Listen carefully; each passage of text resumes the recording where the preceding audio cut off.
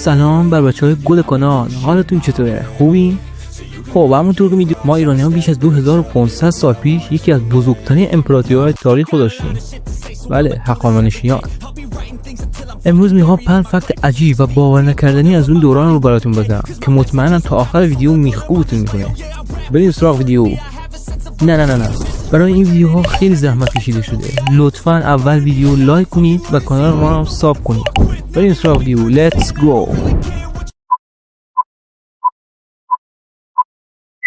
I don't ever slow up, no I don't take shit. I got no love for the fakeness. If you wanna play tough and wanna hate this, I'll always show up.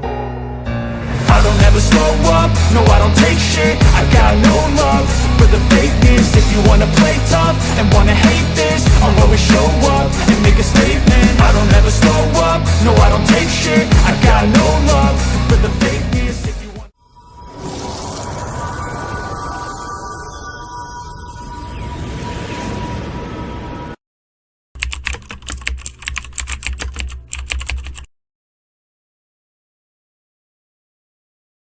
تخت جمشید یا همون پرسپولیس یکی از شاهکارهای معماری دنیاست. جالبه بدونید که این بنا بدون هیچ ملاتی ساخته شده. سنگ‌های عظیم رو طوری کنار هم گذاشتن که حتی یک تیکه کاغذ هم بینشون جا نمیگیره. و نکته عجیب‌تر، حتی باستانشناس‌های امروزی هم حیرونن که چطور چنین دقتی در اون زمان وجود داشته. کوروش بزرگ فقط یک پادشاه قدرتمند نبود، بلکه به خاطر عدالت و انسانیتش معروف شد. کوروش کبیر بعد از فتح بابل در سال 539 پیش از میلاد اولین اعلامیه حقوق بشر جهان را صادر کرد. توی این منشور گفته شد: 1. مردم آزادن هر دینی که میخوان داشته باشن. 2. هر کس میتونه هر جا که میخواد زندگی کنه. 3. هیچ کس نباید برگی گرفته شه. 4. هر ملتی میتونه فرهنگ و زبان خودش رو حفظ کنه. این منشور روی یک استوانه گلی نوشته شده و به اسم استوانه کوروش یا کوروش سیلندر شناخته میشه. حتی دشمنانی که شکست می‌خوردن بعد از جنگ احترام زیادی برای کوروش قائل بودن.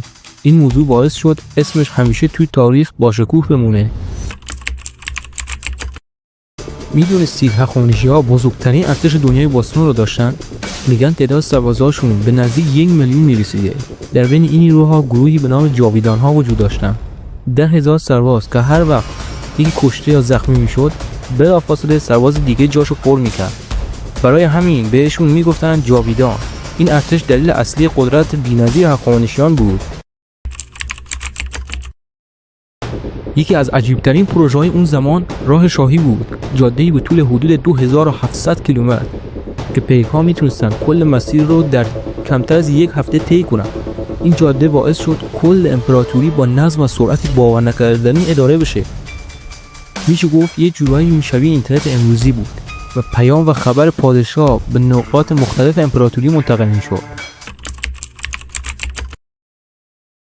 هخامنشیان اولین کسانی بودند که یه سیستم اقتصادی جهانی درست کردند. برای اولین بار سکه طلای استاندارد به نام داریک ضرب شد.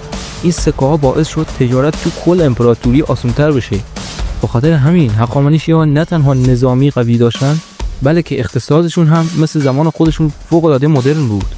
خب بچه‌ها، این هم از 5 فکت عجیب و شگفت‌انگیز درباره هخامنشیان. کدوم فکت بیشتر شما رو شگفت زده کرد؟